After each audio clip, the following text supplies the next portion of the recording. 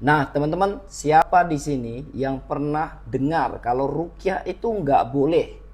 Kenapa nggak boleh? Karena ada hadis Rasulullah SAW yang mengatakan bahwa umat Nabi Muhammad ini itu akan masuk ke dalam surga tanpa hisab ada 70.000.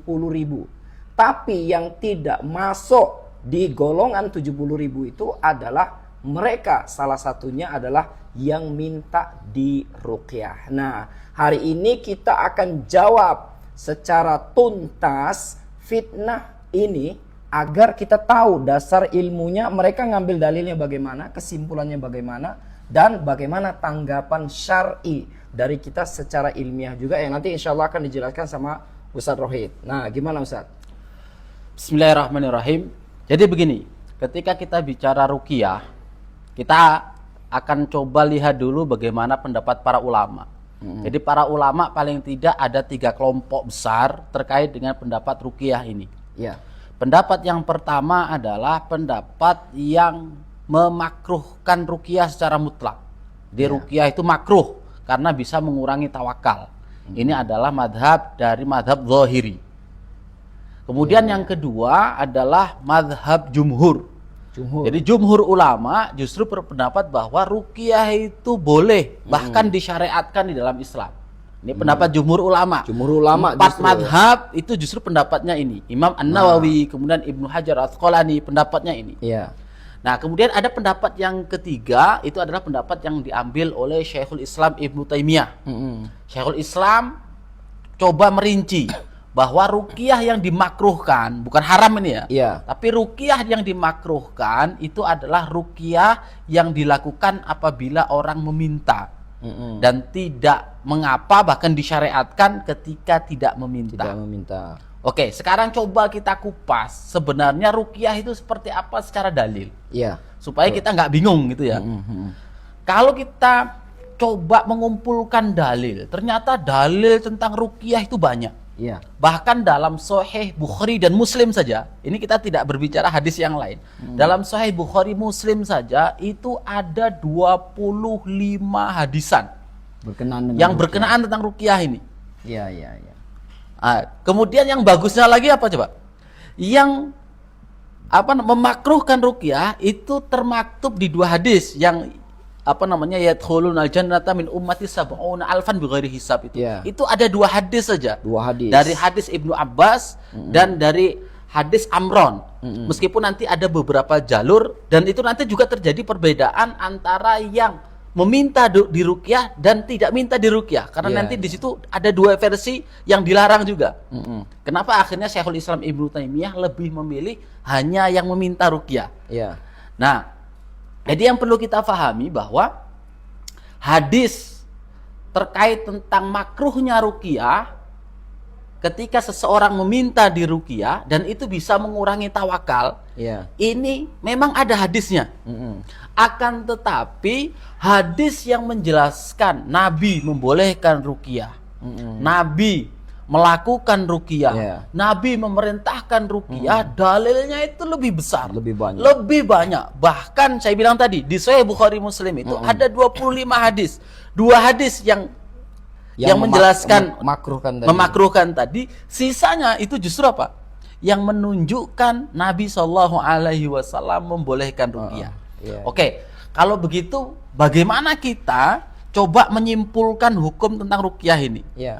Jadi yang perlu kita pahami teman-teman semuanya, jadi begini, kalau kita bicara hukum ruqyah dan kita mengacu kepada dalil, ternyata di dalam hadis Nabi SAW, ruqyah itu dibahas di banyak versi. Oke, kalau kita mau lebih rinci, yang pertama ruqyah itu haram. Apa dalilnya? Dalilnya adalah inna ruqa wat tamaima wat tiwalata syirk. Berarti di sini apa? Secara umum ruqyah syirik. Itu syirik. Kan gitu ya. Ini hadis pertama. Kalau kita hanya menggunakan hadis ini berarti haram ruqyah. Syirik ruqyah. Tapi ini nggak bisa kita jadikan pegangan satu-satunya karena masih ada pilihan hadis yang lain. Hadis yang kedua itu yang menjelaskan bahwa ruqyah itu makruh. Hadisnya yang baru kita sebutkan tadi, yadkhulunal jannata min ummati sab'una alfan bighairi hisab. Akan masuk surga dari umat Muhammad berapa orang? 70.000 tanpa hisab. Salah satunya adalah alladzina la yaktawun wa la yastarqun wa ala rabbihim yatawakkalun. Orang yang tidak melakukan pengobatan dengan kai, Ya. dengan besi panas. Kemudian orang yang tidak minta diruqyah. Ya. Nah, inilah yang dipakai oleh Syekh Islam Ibnu Taimiyah. Ini yang menunjukkan bahwa ruqyah itu hukumnya apa? Makruh. Kenapa? Karena bisa mengurangi ketawakalan kita kepada Allah. Kemudian hadis yang ketiga yang menunjukkan bahwa ruqyah itu boleh. Salah satunya adalah hadis Nabi SAW, la ba'sa birruqa illam yakun fihi syirk. Tidak apa-apa ruqyah itu kalau tidak ada unsur kesyirikan. Bahkan ada hadis yang Nabi memerintahkan sahabat untuk melakukan ruqyah. Salah satunya adalah hadis Ibunda Aisyah radhiyallahu anha dan hadis Ummu Salamah. Ya. Hadis Ibunda Aisyah, apa kata Nabi SAW yang dijelaskan oleh Ibunda Aisyah? Amaroni Rasulullah SAW ayustarqa minal ain. Nabi SAW memerintahkan aku untuk aku melakukan ruqyah dari ain. Dari pengaruh ain. Artinya apa? Di sini menunjukkan bahkan Nabi memerintahkan ruqyah. Iya. Kemudian hadis Ummu Salamah. Hadis Ummu Salamah adalah ada seorang wanita yang di wajahnya itu apa? Ada bintik merah, merah kehitam-hitaman. Apa kata Nabi SAW? Istarqilaha fa inna biha nadrah. Mintalah ruqyah untuknya karena wanita tadi ada gangguan ain di wajahnya. Ini juga menunjukkan bahwa ruqyah itu ternyata apa? Diperintahkan oleh Nabi. Kalau perintah berarti hukumnya jadinya apa? Wajib. Wajib atau sunnah, kan begitu? Nah, kemudian Nabi SAW juga melakukan ruqyah. Bahkan kalau kita membaca hadis-hadis yang lain, bagaimana Nabi SAW ida awa ila firashihi. Kalau Nabi SAW akan tidur, apa yang dilakukan?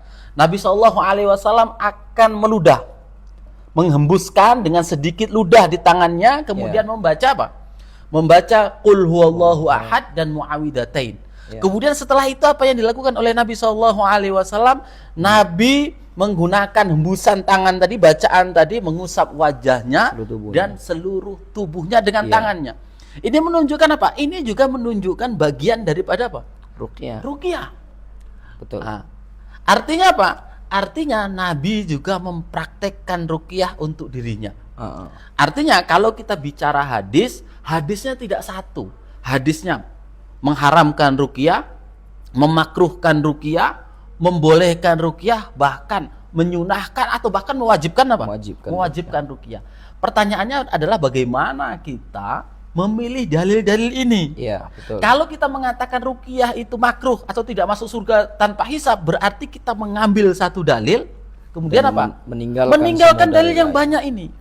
Maka konsep para ulama adalah mereka menggunakan konsep al-jam'u. Menggabungkan dalil-dalil ini. Bagaimana cara al-jam'u? Kalau kita menggunakan konsep al-jam'u,